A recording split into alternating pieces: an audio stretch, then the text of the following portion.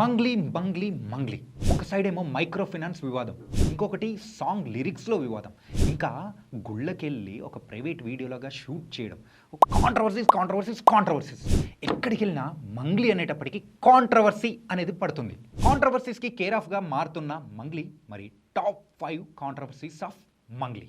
Top 1 controversy, Sammakka Saralamma జాతరకి సంబంధించి మంగ్లీ పాడిన ఒక పాట, అందులో యూజ్ చేసిన మోతేబారి అని చెప్పేసి ఆ వర్డ్కి సంబంధించి నిజంగా పెద్ద కాంట్రవర్సీనే దుమారం లేపింది. మెయిన్గా యాదాద్రి పండితులే దీన్ని విమర్శించారంటే మరి దానికి సంబంధించి ఇంకెంత పెద్ద కాంట్రవర్సీ ఉంటుందో ప్రత్యేకంగా చెప్పుకోవాల్సిన అవసరం లేదు. మరి దీన్ని అపోజ్ చేస్తూ కూడా మంగ్లీ గారి టీం దగ్గర నుంచి వచ్చిన మరి రిటర్న్ ఆన్సర్ ఏంటో తెలుసా?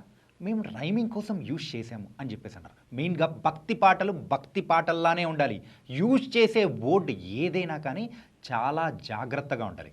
మరి మెయిన్గా మన దేశంలో మన రాష్ట్రంలో ఎంతగానో దైవంగా కొలిచే అలాంటి దేవతల మీద పాడే పాటను మనం ప్రతి వర్డ్ కూడా జాగ్రత్తగా చూసుకొని రాయాలి. మరి ఇచ్చే సమాధానం క్షమాపణల రూపంలో కాకుండా దాన్ని డిఫెన్స్ చేసుకునే విధానం ఉంటుంది చూసారా, అది తప్పు చేశారు. అది చాలా పెద్ద కాంట్రవర్సీ అయింది మంగ్లీ గారి ఇష్యూలో. కాంట్రవర్సీ నెంబర్ 2, శ్రీకాళహస్తి ఆలయంలో ప్రత్యేకంగా ఒక వీడియో షూటో ఫోటో షూటో ఏదో మంగ్లీ గారు చేయించుకున్నప్పుడు అది సామాన్య ప్రజలకు లేని సౌకర్యాలు ఇలా ఒక సెలబ్రిటీ స్టేటస్లో ఉండే మంగ్లీ గారికి ఎలా వచ్చింది అనే దానికి సంబంధించి అండ్ అక్కడున్న భక్తులు కానీ అండ్ మెయిన్గా నెటిజన్లు దీని మీద పెద్దగా ఫైర్ అయ్యారు. అండ్ దీనికి సంబంధించి బయటకు వచ్చి దాన్ని డిలీట్ చేయాల్సిన పరిస్థితి ఏర్పడింది. అంటే ఇది ఎంత పెద్ద ఇష్యూ అండ్ కాంట్రవర్సీగా మారిందో మనం ప్రత్యేకంగా చెప్పుకోవాల్సిన అవసరం లేదు. ఈవెన్ ఈ మధ్య కొంతమందిని చూస్తున్నాము, శ్రీవారి ఆలయం ముందైనా కానీ అండ్ గుళ్ళ ముందు కూడా టోకన్లు తీయడము, లక్కీ డ్రాలు పెట్టడము, దాంతోపాటు కూడా కొన్ని డాన్సర్స్ వేయడం, ఇలాంటివన్నీ చూస్తుంటాం.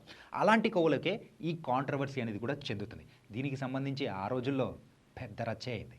కాంట్రవర్సీ నెంబర్ 3, మెయిన్గా కళాకారుడు అనేవాడు అందరిలో ఉండేవాడు. అలాంటిది ఒక కళాకారుడు ఎప్పుడైనా కానీ ఒక పార్టీ అండ్ ఆ ప్రభుత్వానికి సంబంధించిన పథకాలను ప్రమోట్ చేస్తూ వాళ్ళ పాటల్లో అదే హైలైట్ అవుతూ ఉండడం అనేది ఏదైతే ఉంటుందో అది కొన్ని వర్గాల ప్రజలు అయితే తీసుకోలేకపోయారు.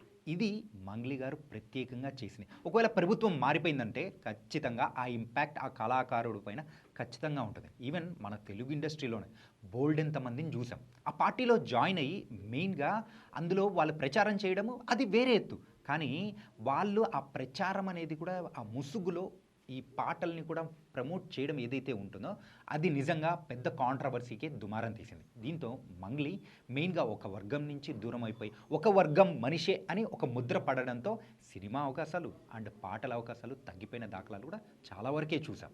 ఇది తన లైఫ్లోనే మరొక వివాదంగా మారింది. కాంట్రవర్సీ నెంబర్ 4, రీసెంట్గా బర్త్డే పార్టీ జరుపుకున్న మంగ్లీ గారి ఫామ్ హౌస్ పైన పోలీసులు సడన్గా అటాక్ చేసి అక్కడ మత్తు పదార్థాలు అంటే డ్రగ్స్ని కూడా స్వాధీనం చేసుకోవడంతో ఇది ఒక పెద్ద వివాదమైంది. అండ్ ఇన్ఫ్యాక్ట్ అక్కడ ఉన్న లేడీ పోలీస్ ఆఫీసర్ పైన రుబాబ్ అనేది కూడా చేయడం, ఆ వీడియోస్ బయటికి వచ్చిన తర్వాత సెన్సేషన్ అని కూడా అయింది.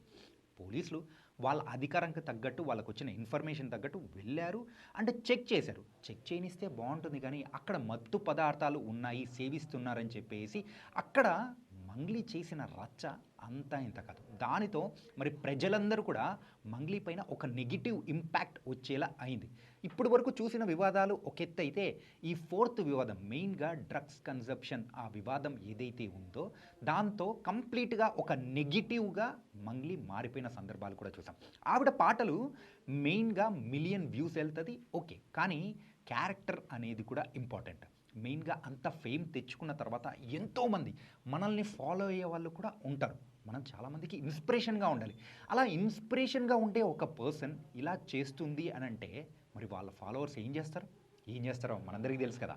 కాబట్టి మంగ్లీ గారు ఇక్కడ మీరు చేసింది మాత్రం ఖచ్చితంగా తప్పేది. ఆ తర్వాత మీరు బయటికి వచ్చి చేతులు జోడించి మరీ క్షమాపణలు చెబుతూ చేసిన ఆ వీడియో ఏదైతే ఉందో అక్కడే ప్రజలు మీ మీద ఉన్న నమ్మకాన్ని కొంచెం కోల్పోతూ వచ్చారు. కాంట్రవర్సీ నెంబర్ 5, రీసెంట్గా మైక్రో ఫైనాన్స్కి సంబంధించిన కేసుల విషయంలో ఇప్పుడు మంగ్లీ గారి పేరు కూడా పెద్ద వివాదం అనేది రాచుకుంటుంది. నేను ఇందాక చెప్పాను కదా స్టార్టింగ్లో కాంట్రవర్సీ అని చెప్పేసి, అందులో ద మెయిన్ అండ్ హైలైట్ ఈ కాంట్రవర్సీ.